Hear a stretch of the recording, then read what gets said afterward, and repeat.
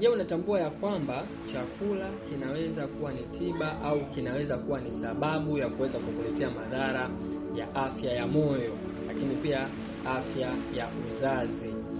Je, unatambua ni vyakula gani ambavyo vitaweza kuimarisha afya ya moyo wako na afya ya uzazi?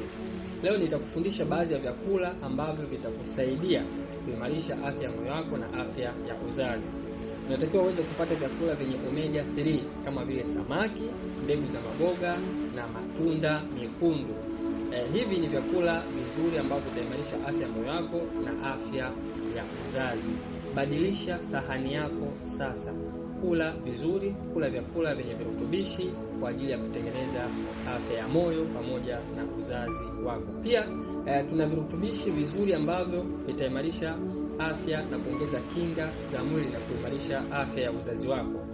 Kama unapitia changamoto ya moyo, afya ya uzazi, comment hapo chini, wasiliana na mimi Dr. Ramadhani niweza kukupatia supplement virutubishi ambavyo vitaimarisha afya ya uzazi wako.